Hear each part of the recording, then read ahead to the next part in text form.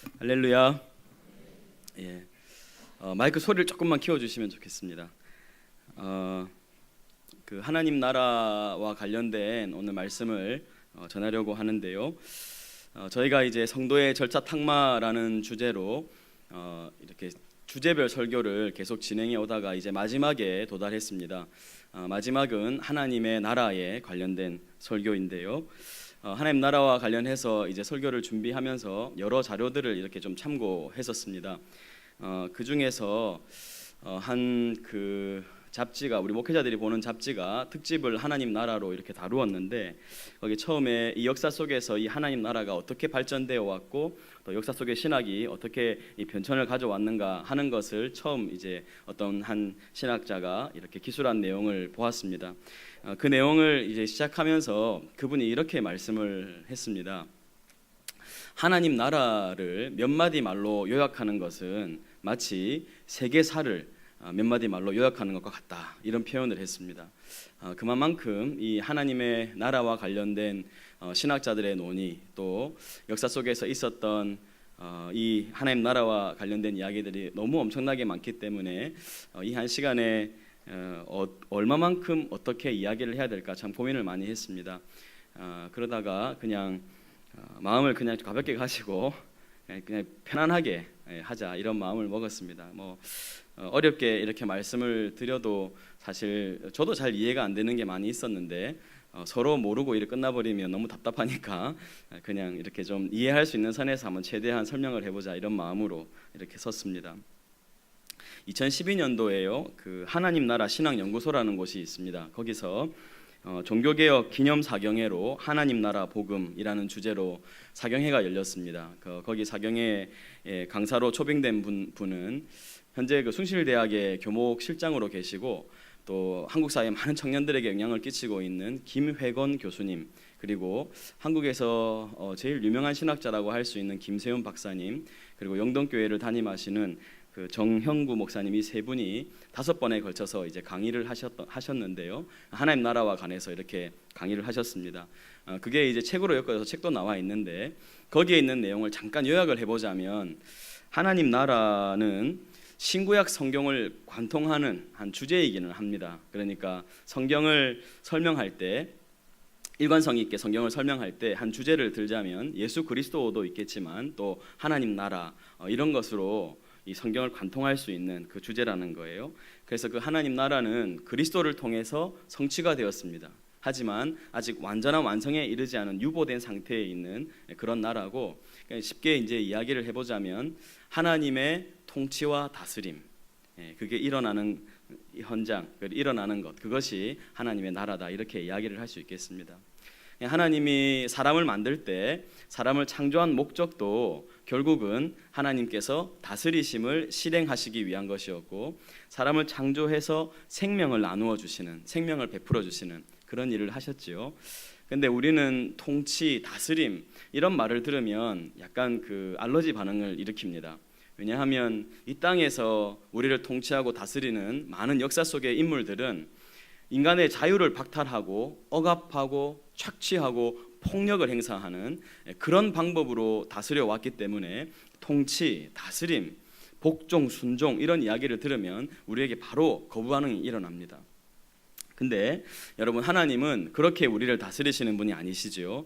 우리가 믿는 하나님은 그 속도가 느리고 더딜지라도 우리의 주체성을 100% 회복시킨 후에 우리의 자발적인 순종을 통해서, 우리 개인의 자발적인 의사를 통해서 순종하는 그런 일들을 통해서 하나님 나라를 이루어 가시기 때문에요, 하나님의 다스리심은 아주 감미로운 것이다, 이렇게 말할 수 있겠습니다. 그래서 여러분, 거기에 하나님의 나라를 한 문장으로 이렇게 소개를 했지요. 하나님의 나라는 감미로운 통치와 그 감미로운 통치를 아는 사람들이 설레이는 마음으로 자발성을 가지고 하나님께 복종하는 것, 그것이 하나님 나라가 이 땅에 이루어져가는 방식이다, 이렇게 이제 이야기를 했습니다. 여러분, 좀 이렇게 이야기하니까 조금 이해가 되시죠? 여러분은 하나님 나라를 살고 계신 것 같습니까? 하나님의 그 감미로운 통치를 오늘도 경험하고 계시나요? 그리고 그 감미로운 통치에 자발적이고 설레이는 마음으로 순종하고 계십니까? 여러분 그것이 하나님 나라의 확장 이루어져가는 방식입니다. 이 이야기를 조금 설명해 드리기 위해서 오늘날에 있을 법한 이야기로 이렇게 좀 풀어가 보겠습니다. 대학생이 된 딸아이를 둔 아버지가 이제 딸아이한테 이런 원칙을 정해 주었습니다. A 양의 아버지와 B 양의 아버지가 있었는데 여러분 한번 잘 들어보시고 이 가정의 분위기가 어떨지를 한번 생각을 유추를 한번 해보십시오. A 양의 아버지는 이렇게 원칙을 세웠습니다. 1. 집에는 항상 10시까지 들어올 것. 2. 성적이 평균 4.0 이상이면 학기 후에 용돈을 인상해 주겠음. 3. 남자친구는 졸업반 때나 그 이후에 사귈 것. 4. 친구를 많이 사귀지 말고 많이 쏘지 말고 한 번 사주면 한 번 얻어먹을 것. 이렇게 아버지가 원칙을 세워줬습니다. B 양의 아버지는 이렇게 얘기했습니다. 1. 시간에 구애받지 말고 다니되 외박 시에는 집에 전화할 것. 2. 용돈은 필요에 따라 더 줄 테니 거짓말하지 말 것. 3. 남자친구는 다양하게 만나보되 자신을 잘 지킬 것. 4. 나눠주기를 좋아하고 어려운 친구들을 많이 도와줄 것. 이렇게 원칙을 세워줬습니다. 여러분 이 두 이야기를 들으면서 여러분은 어떤 아버지이신 것 같으십니까? 아마 뭐 딱 이거다 이렇게 말하기는 어렵겠지만 여러분 이걸 들으시면서 어떤 것을 발견할 수 있나요? 이 가정의 분위기가 어떨지 여러분 좀 파악이 되십니까? 이 A 양이 살고 있는 집의 분위기와 B 양이 살고 있는 집의 분위기가 많이 다를 것이라고 생각되지 않습니까? 아버지가 세운 원칙을 딱 보면 이 아버지의 성향이나 기질이나 또 이 아버지가 어떤 성품의 사람일지가 이렇게 보입니다. 그렇죠, 여러분? 왜 제가 이런 말씀을 드리는가 하면 여러분 우리 하나님이 우리한테 계속해서 뭘 주셨습니까? 법을 주셨어요. 원칙을 주셨습니다. 그냥 하나님의 그 어떠하심을 알기 위해서는 그 법을 가만히 들여다보면 하나님이 이런 분이시겠구나 하는 것이 보이게 됩니다. 이해가 되십니까? 여러분 그래서 하나님 나라를 이해함에 있어서 이 모세오경은 정말 중요한 책입니다. 왜냐하면 모세오경 안에 하나님의 율법, 그러니까 하나님이 이 땅을 살아가는 사람들이 어떻게 살아가야 할지를 알려주신 방식이 거기에 소개되어 있기 때문입니다. 그 모세오경의 중심에는 어떤 책이 있습니까? 5개가 모세오경이니까 세 번째 책이 중심에 있지요. 그 책이 제목이 뭡니까? 레위기죠. 레위기. 근데 여러분 나는 레위기를 참 정말 사랑하고 아끼면서 여러 번 읽어봤다 하시는 분 얼마나 계십니까? 우리 모두의 인식 속에 항상 이렇게 연초가 되면 성경을 한번 일독을 해야 되겠다 그런 마음에 다짐을 하지 않습니까? 성경을 막 읽어가다가 제일 먼저 걸리는 데는 창세기 족보에서 좀 걸리다가 그건 좀 넘어가는데 딱 출애굽하면 이제 뭐가 시작됩니까? 성막 제작이 시작되거든요. 그럼 뭐 가늘게 이렇게 하다 보면 몸이 막 꼬이는 것 같아요. 그렇게 하다 보면 이제 거기서 한번 엎어지고 그래 뭐 좋다 스킵하고 넘어가자 이래서 레위기를 딱 펼치니까 속죄, 화죄, 번제, 속건제 이러면서 우리가 막 번제되는 것 같은 느낌이 막 들지 않습니까? 그래서 레위기를 잘 못 넘어갑니다. 그러다 보니까 레위기가 정말 중요한 책이고 여기에 하나님의 마음이 담겨 있는 그 하나님의 법이 소개되어 있는데 우리가 이렇게 좀 등한히 여기는 그런 일들이 많이 일어납니다. 여러분 근데 우리 하나님께서 주신 이 제정해 주신 법칙을 보면 하나님이 보인다 그랬지요. 하나님의 다스림, 하나님 나라가 어떤 것일지가 보인다 이렇게 말씀을 드렸습니다. 특별히 레위기의 율법 중에 저는 그 최정상에 있는 그 율법의 꽃과 같은 것이 저는 희년 사상이라고 생각합니다. 그래서 오늘 여러분한테 이 참 어쩌면 우리에게 좀 낯설은 주제인 이 희년에 관한 이야기를 말씀을 드리면서 과연 하나님의 나라, 하나님은 이 땅에 어떤 나라를 건설하고 싶으셨는가? 비록 우리가 죄에 찌들어 있고 참 하나님께서 참 만족하지 못할 그런 모습으로 살아가고 있지만 이 땅의 백성들이 어떤 삶을 살기를 원하셨는가 하는 것을 이 희년을 통해서 좀 살펴보려고 하는 것입니다. 첫 번째 여러분 이 희년에서 발견되는 것은 그 1번에 보시면 뭐라고 되어 있습니까? 같이 한번 읽어볼까요? 1번 하나님께 절대 의존하여 사는 나라다 이렇게 되어 있습니다. 여러분 인간은요 피조물입니다. 여러분 만약에 인간이 이것만 제대로 인식하면 그 사람의 정말 인생은 거의 3분의 2는 저는 성공했다고 생각을 합니다. 사람들이 자신의 피조물됨을 잘 인정을 못하고 잘 알지 못하기 때문에 사람들이 다 헛된 인생을 사는 것이죠. 여러분, 우리는 피조된 존재, 만들어진 존재입니다. 스스로 존재하는 존재가 아니라는 거예요. 근데 하나님을 모르는 사람들은 우리 인간이 스스로 존재하게 되었다라고 이렇게 가르치지요. 그러니까 여러분, 인생을 제대로 살지를 못하는 겁니다. 사람은요, 피조물입니다. 피조물은 가장 행복하게 또 완전하게 살기 위해서는 어디를 가야 하겠습니까? 만들어 주신 존재에게 찾아가야 합니다. 그분에게 가서 나를 왜 만드셨는지, 또 내가 어떻게 살아야 되는지 하는 것을 배워야 가장 완전한 삶을 살 수 있습니다. 그러니까 하나님은요, 그 구약에서 아브라함으로부터 시작해서 하나님이 나라를, 이 이스라엘의 나라를 만드시지 않았습니까? 그 한 나라를 가지고 이제 하나님 나라를 실험하시는 건데, 그들을 그 애굽에서 끌어내서 광야에서 하나님 나라 백성 훈련을 하신 거예요.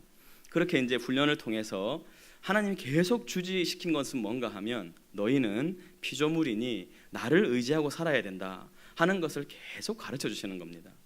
여러분, 특별히 우리가 그래서 정말 이 땅에서 지혜롭게 살아가는 방법은 우리의 주인은 하나님이시고 우리는 종이라는 사실을 깨닫는 겁니다. 저는 참 이 표현이 훌륭하다고 생각하는데, 제가 최근에 들었던 표현인데요. 한 교회가 개척될 때 어떤 이 개척하시는 목사님을 아는 목사님이 이렇게 기념사 이런 말 문구로 주신 문구인데, 거기 뭐라고 되어 있냐면 이 교회가 하나님이 주어 되시고 사람들은 동사가 되는 교회가 되게 해주십시오. 그렇게 기도하는 기도문을 보낸 겁니다.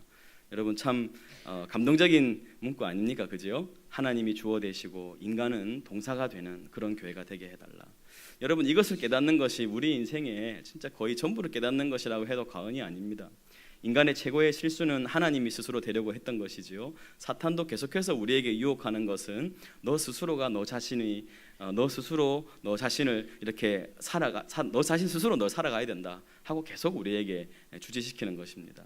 그래서 하나님은 너희는 스스로 존재하는 자들이 아니니 나를 의존하여 살아가야 한다는 걸 계속 가르쳐 주실 수밖에 없었던 것이죠. 그래서 하나님을 이렇게 의존하는 방법 중에서 특별히 하나 이렇게 40년 동안 훈련하신 게 있는데, 그게 뭔가 하면 만나 훈련이었습니다. 만나 훈련. 여러분, 이스라엘 백성들이 먹을 게 없다고 이렇게 하나님한테 불평을 했더니 하나님이 그들에게 만나를 메추라기를 주셨었지요. 여러분, 만나가 참 신기한 음식이었습니다. 이렇게 안개 같은 것이 자욱하게 아침에 내리면 해가 뜨기 전에 나가서 만나를 걷어와야 합니다. 그러면은 한 사람당 한 오멜이 몫이었는데, 한 오멜은 오늘날 우리로 말하면 2리터입니다. 약 2리터. 그러니까 생수통 2리터 정도 생각하시면 아시겠지요. 거기에 1인당 그거 하나를 가져와야 돼요. 그래, 집에 만약에 4사람이 있으면 4오멜을 가져오는 겁니다. 근데 하나님이 원칙을 정해줬어요. 그것을 가져오되 다음 날까지 남겨두지 말라고 그렇게 말씀을 했습니다. 근데 여러분, 사람들이 한 오멜 가져가라 그랬는데 한 오멜만 가져갔을까요? 더 많이 가져갔을까요?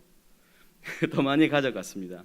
그래서 또 이렇게 항상 보면 어디나 손이 느린 사람들이 있지 않습니까? 조금 게으른 사람도 있고, 그래 늦게 나가서 조금만 가져와도 집에 와보면 어떻습니까? 먹기에 부족하지 않은 한 오멜이 되어 있는 거예요. 어쨌든 아침에 나가기만 하면 자기가 먹을 양식을 하나님이 매일매일 공급해 주신 거예요.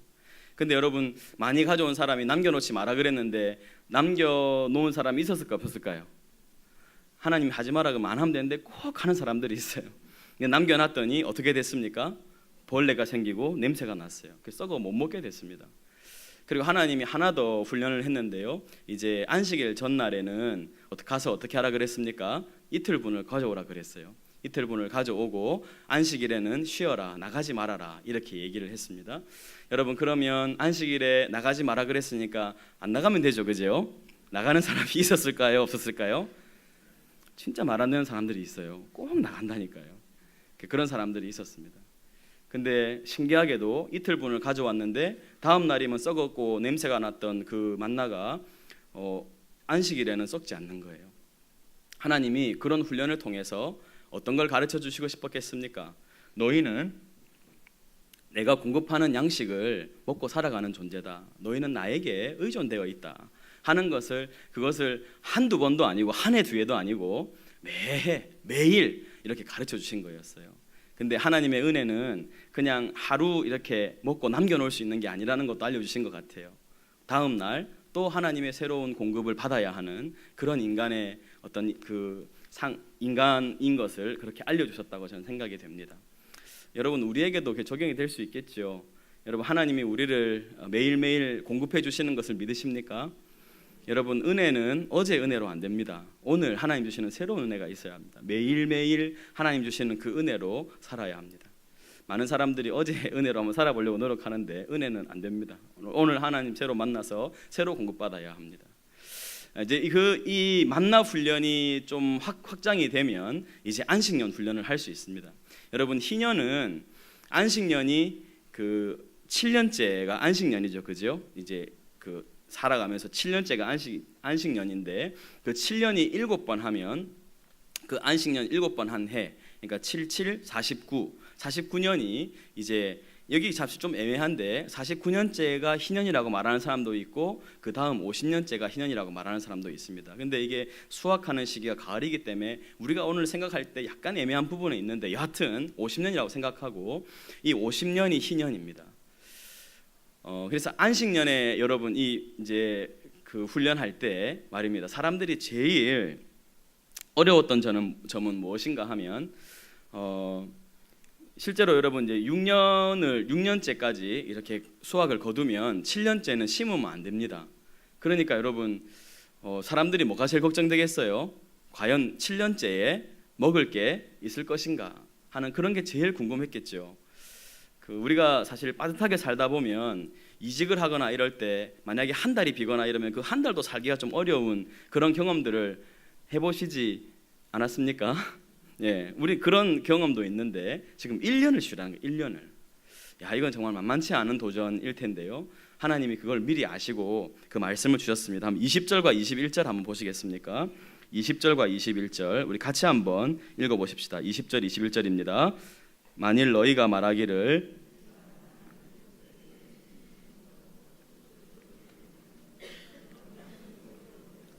내가 명령하여 6째 해에 내 복을 너희에게 주어 그 소출이 3년 동안 쓰기에 족하게 하리라. 아멘. 여러분, 이건 뭘 훈련하는 겁니까? 믿음을 훈련하는 거죠. 이 말씀을 믿어야 안식년을 할 수 있습니다. 이 말씀 믿지 못하면 안식년을 할 수 없는 것이죠. 그래서 여러분 이 희년의 기초는 안식년이었는데 이 안식년에 대한 믿음이 반드시 사람에게 있어야만 이 희년을 가질 수가 있는 것입니다. 여러분, 이것이 오늘날 우리에게 주시는 교훈은 뭐라고 생각되십니까? 여러분, 하나님이요 우리 삶을 이렇게 꽉꽉 채워서 살기를 원하시는 것이 아니고 하나님을 바라보면서 자꾸 우리 삶의 믿음의 여백을 만들어 놓으라고 이렇게 말씀하시는 것 같습니다. 우리 삶에서 하나님이 채워주실 여백이 있어야 된다는 거예요. 근데 여러분, 요즘에는 이렇게 자유민주주의 시대에 여러분 권력은 돈이잖아요. 사람이 어떻게든 막 돈을 더 끌어모으려고 하고 돈이 있으면 무엇이든 다 될 수 있다고 생각하는 그런 시대를 살고 있습니다. 그러니까 실제로 이런 돈 있으면 별로 걱정되는 게 없는 것이 많은 부분이 있잖아요. 그러니까 사람들은 하나님보다 돈을 더 의지하고 살아가는 것이 오늘날 우리의 모습입니다. 그래서 여러분, 때로는 하나님께서 정말 우리를 사랑하신다면 우리가 돈보다 하나님보다 돈을 더 사랑한다면 하나님이 어떻게 하시겠습니까? 여러분 삶에 돈을 일정 부분 비우실 수도 있겠지요. 이게 이해가 되십니까? 그래서 어떤 형태인지 모르지만 사업이 어려워지기도 하고 또 갑작스러운 어떤 재정적인 어려움들을 겪으면서 그걸 비우기도 하십니다. 근데 우리는 그럴 때 제대로 믿음으로 반응하지 못하고 어떻게 하나님을 이렇게 믿어온 나에게 이런 일을 일으키실 수 있습니까? 하나님 그러실 수 있습니까? 이렇게 하는데 그럴 때 여러분 그렇게 반응하면 안 되고 어떻게 생각하셔야 되겠습니까? 내가 돈보다 하나님을 더 의지해야 하는 그 훈련을 나에게 주시는 것이구나 이렇게 생각을 해야 한다는 것입니다. 여러분, 그래서 오늘날에도 우리 삶의 믿음의 훈련이 여백의 훈련이 많이 있습니다. 우리 역시도 날에서는 주일에 우리가 다 이렇게 주일에 날을 비워서 하나님을 섬기지 않습니까? 참 이렇게 그 회사를 다니거나 하는 분들은 좀 그렇게 어렵지 않을지 몰라도 개인적으로 사업을 하시거나 이런 분들은 그 주일을 비운다는 것이 참 만만치 않은 일인 것이 사실입니다. 근데 하나님 왜 주일을 지키라고 하실까요? 그 주일을 통해서 날의 여백을 통해서 하나님이 채워주심을 경험하라는 겁니다. 여러분 뭐 헌금을 하는 것도 마찬가지 아니겠습니까? 11조를 우리 교회에서도 이렇게 하라고 그러는데 그거 쉬운 일입니까? 굉장히 어려운 일입니다. 근데 왜 그래요? 너의 돈의 일정 부분을 비워서 하나님을 그 여백에 하나님이 채워주시는 은혜를 경험하며 살라 하시는 겁니다. 여러분 이런 하나님을 의존하게 하시는 그 하나님의 여러분 뜻을 이해하고 이런 하나님의 다스림에 자발적으로 순종하는 그런 하나님 나라 백성들이 저와 여러분이 되었으면 좋겠습니다. 여러분 두 번째는 여기 보면 재부팅이 가능한 나라다 이렇게 돼 있지요. 여러분 컴퓨터를 조금 써보신 분들은 아시겠지만 한 번씩 컴퓨터를 쓰다 보면 컴퓨터가 갑자기 팍 멈추는 그럴 때가 있습니다. 여러분 그런 데가 있죠, 그죠? 그럴 때 여러분 뭐 해야 됩니까? 재부팅을 해야 돼요. 다시 시작을 하면 또 처음의 모습으로 다시 시작이 됩니다. 근데 여러분 사람은 그런 게 잘 안 되죠. 이 태어나서 지금 우리가 21세기를 사는 우리들은 태어나면 물론 이런 기회가 열려 있는 사회를 우리가 산다고 하지만 그 이제 더 넘어갈 수 없는 사실 유리벽이 우리 시대에도 존재합니다. 근데 하나님이 원래 계획하신 나라는 그런 나라가 아니었어요. 여러분 희년이 되면 어떤 일이 일어납니까? 모든 것이 다 원래대로 돌아갑니다. 그러니까 여러분 이거 시작은 이런데요. 원래 하나님이 가나안 땅에 백성들이 정착했을 때 땅을 다 분배하죠. 그래서 백성이 많은 지파에게는 많은 땅을 주고 백성이 적은 지파에게는 적은 땅을 줬습니다. 각자의 몫을 다 나눠줬어요. 근데 여러분 우리도 살아봐서 알지만 어떤 사람은 참 손이 빠르고 유능한 사람이 있는가 하면 어떤 사람은 좀 게으르고 무능한 사람이 있습니다. 그러니까 여러분 시간이 흘러가다 보면 어떻게 되겠습니까? 자기 먹을 것도 스스로 구할 수 없는 그런 시대가 그런 상황이 올 수 있지 않겠습니까? 그랬을 때 이 사람도 먹고 살아야 되니까 결국은 처음에 조금씩 빌립니다. 조금씩 빌리다가 이것이 커지면 땅을 저당 잡혀서 빌려 먹다가 또 안 되면 자기의 몸을 잡히고 그렇게 되는 거예요. 그러다 보니까 하나님은 그런 것을 원하지 않았지만 사람의 차이 때문에 그런 일이 일어나는 겁니다. 근데 희년이 되면 이 모든 것이 다시 원위치로 돌아가는 거예요. 하나님이 나누어진 원래 땅으로 다 주인이 돌아가는 겁니다. 여러분 이런 나라 어떻습니까? 괜찮죠? 여러분 그때 이렇게 연령을 보면 모세가 120살을 살았습니다. 그리고 여호수아가 110살을 살았거든요. 그러니까 몇 번 기회가 있어요. 한 2번 정도는 인생에 기회가 오는 거 아닙니까? 내가 딱 집에 태어났는데 내가 한 살에 딱 태어났는데 아버지가 완전 이렇게 집을 다 말아먹었어요. 그래도 얼마만 기다리면 됩니까? 그래도 50년 기다리면 다시 어떻게 돼요? 다시 기회가 돌아옵니다. 여러분 오늘날 이 사회가 어려운 건 특별히 어르신들이 한번 이렇게 경제에 한 팔을 탁 맞으면 재기가 어렵잖아요. 그죠? 그렇지 않습니까? 근데 하나님은 그러지 않으셨어요. 다시 새롭게 시작할 수 있는 그런 기회를 주시는 하나님이시라는 거예요. 여러분 우리 하나님 참 좋은 분이시죠. 그죠? 우리 역사 속에서도 이렇게 참 인간들에게 완전한 이런 다시 새로운 기회를 부여하는 그런 법은 없었습니다. 근데 희년의 단점은 실행이 안 된다는 거예요. 이게 참 문제가 아닐 수 없습니다. 여러분 이런 나라에 있으면 가난이 대물림 되겠습니까? 가난이 대물림 안 됩니다.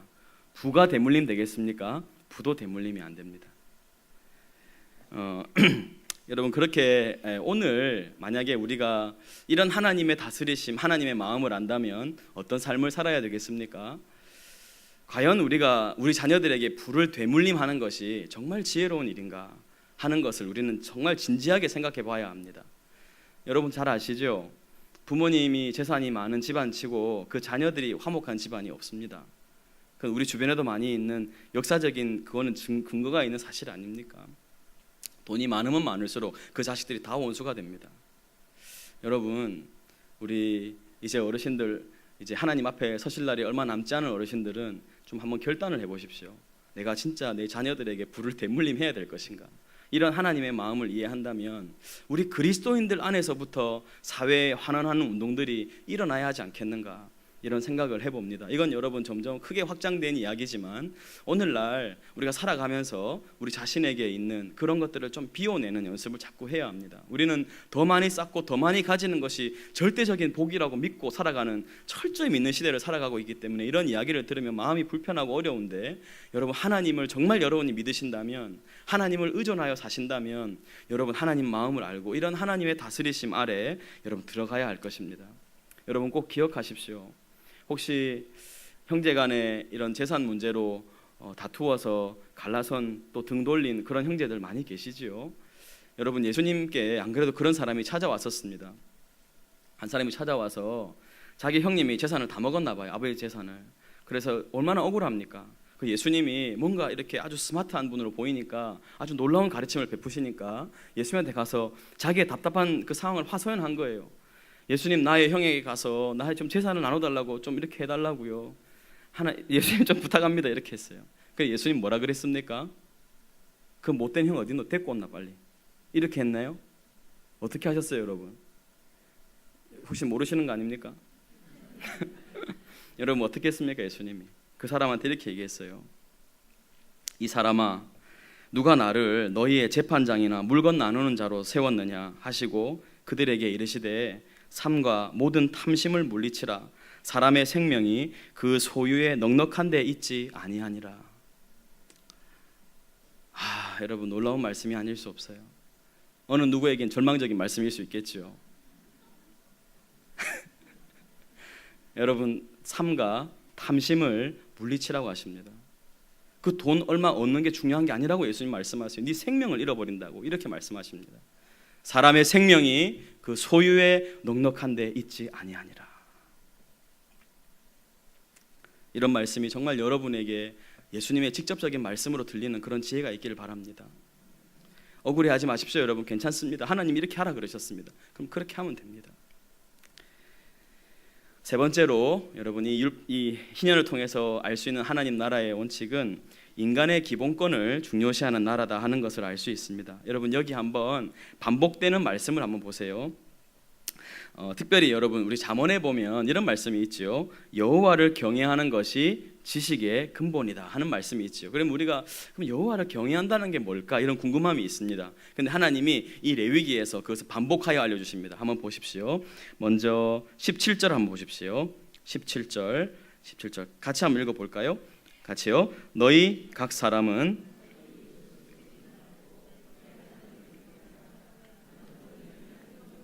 여러분 뭐가 하나님을 경외하는 거라 그래요? 자기 이웃을 속이지 않는 게 하나님 경외하는 거다 그렇게 말씀하세요. 또 하나 보십시다. 35절 가보세요. 35절 내 형제가 가난하게 되어 빈손으로 내 곁에 있거든 너는 그를 도와 거류민이나 동거인처럼 너와 함께 생활하게 하되 너는 그에게 이자를 받지 말고 어떻게 하랍니까? 내 하나님을 경외하여 내 형제로 너와 함께 생활하게 할 것인즉 너는 그에게 이자를 위하여 돈을 꾸어주지 말고 이익을 위하여 내 양식을 꾸어주지 말아라. 여기서는 하나님이 어떤 것이 하나님을 경외하는 거라 그럽니까? 내 그 가난한 이웃에게 이자를 받고 돈 꾸어주거나 이자를 받고 음식을 주라고 그렇게 하지 말라고 하는 것이 하나님 경외하는 거라고 그렇게 말씀하시죠. 한 절만 더 보십시다. 43절, 39절과 43절 한번 볼게요. 39절 보시면 너와 함께 있는 내 형제가 가난하게 되어 너에게 몸이 팔리거든 너는 그를 종으로 부리지 말고 그러면서 43절 같이 봅시다. 너는 그를 엄하게 부리지 말고 내 하나님을 경외하라. 이렇게 말씀하십니다. 여러분 여기 우리 레위기 말씀 보니까 하나님 경외하는 게 어떤 겁니까? 우리 이웃에게 사랑과 선행을 행하는 것, 특별히 가난하고 힘든 이웃에게 선을 베푸는 것이 하나님을 경외하는 것이라고 이렇게 말씀하십니다. 여러분 이런 말씀 어떠십니까? 우리는 하나님 경외하는 거라 그러면 예배 잘 드리고 뭐 헌금 잘하고 이런 거라고만 혹시 생각하시진 않습니까? 여러분 여기 보면 하나님이 하나님을 경외하는 것하고 사람을 섬기는 것하고 연결시켜 놨습니다. 그러니까 여러분 예수님이 우리 신약에 와서 제일 크고 첫째 되는 계명이 뭐라 그러셨어요? 하나님을 몸처럼 하나님 목숨과 뜻과 정성을 다해서 사랑하는 것이고 둘째는 뭐라 그랬습니까? 그와 같으니 내 이웃을 내 몸과 같이 사랑하라. 하나님을 섬기는 것하고 하나님 사랑하는 것하고 이웃을 사랑하는 것이 같은 것이라고 이렇게 말씀을 하셨습니다. 여러분, 하나님 경외하는 거 멀리 있는 게 아니지요. 당장 내가 지금 실행할 수 있는 겁니다. 하나님은 이런 분이세요. 이런 기본권에 인간의 특별히 먹지 못하고 굶주리고 헐벗고 가난한 이웃들에게 우리의 마음을 쏟을 것을 말씀하시는 하나님이십니다. 여러분, 멀리 보지 마시고 우리 주변에 힘든 이웃들 또 친척들 중에 여러분이 다 예수 믿는 거 아시잖아요. 그러니까 여러분이 다른 사람이라는 걸 좀 보여주십시오. 여러분이 하나님 경외하는 사람이라는 걸 좀 그들에게 보여주실 수 있으면 좋겠습니다. 여러분, 탐심을 물리치는 것, 그 생명의 소유에 넉넉한 데 있지 않다는 것을 아는 사람만 이런 길을 갈 수 있는 것입니다. 여러분, 이게 하나님의 나라의 법칙들이에요. 그래서 이제 조금 결론으로 한번 가보십시다. 여러분, 우리가 이제 하나님의 다스림, 그 하나님의 그 나라, 그 통치에 대해서 좀 생각해 봤습니다. 하나님 마음이 어떠신지 여러분 좀 보이시죠? 하나님은 절대 하나님께 의존하여 사는 그런 나라를 만들기를 원하시고, 또 새로운 기회, 재부팅할 수 있는 그런 기회를 주기 원하시고, 또 인간의 기본권을 중시하시는 그런 하나님이신데, 결론적으로 여러분 생각해 보면, 근데 문제는 여러분, 이런 희년이 실행이 될까요, 안 될까요? 역사 속에 여러분 성경에도 희년이 실행됐다는 그런 기록은 없습니다. 질문을 한번 해보겠습니다. 여러분, 누구 때문에 희년이 실행이 안 될까요? 누구 때문일까요? 지금 뭐 대답을 하시는 것 같은데 누구 때문인지 여러분 아십니까? 나 때문입니다. 나 때문. 그렇지 않습니까? 그죠? 여러분, 이런 어리석은 질문 한번 해볼게요. 하나님은 가난한 자의 편입니까? 부자의 편입니까? 하나님 편이 어디 있습니까, 여러분? 우리는 흔히 그런 생각을 해요. 하나님이, 여러분, 이 희년이 실행 안 되는 데는 누구 때문에 안 될까요? 우리 나 때문에 그랬는데, 결국은 여러분, 그 땅을 잃어버린 사람은 희년이 좋을까요, 싫을까요? 너무 좋죠. 근데 여러분, 땅을 다른 사람에게서 땅을 산 사람은 희년이 좋아요, 싫어요? 싫죠. 여러분도 벌써 보니까 막 싫다 이러시는데, 그 싫죠. 그게 너무 싫죠. 그런 사람들 때문에 희년이 안 되는 거예요. 여러분, 결국은요, 하나님이 누구에게 더 포커스를 맞추는가 한번 생각해 보십시오. 그 희년이 땅을 잃은 사람들한테 가만히 있으면 자기에게 축복이 오는 거잖아요. 근데 실제로 하나님의 이 말씀을 실행해야 되는 사람들은 누굽니까? 가진 사람들이에요. 어쩌면 하나님이 더 믿고 신뢰해야 되는 사람들은 가진 사람들입니다. 그러니까 여러분, 지금 우리나라가 경제적으로 굉장히 부강해졌잖아요. 우리가 이제 이 일을 해야 합니다. 제가 우리 청년들 지난 서울에 있을 때 청년들한테 이 희년을 가르쳤어요. 그랬더니 한 친구가 이렇게 손을 들고 질문을 했어요.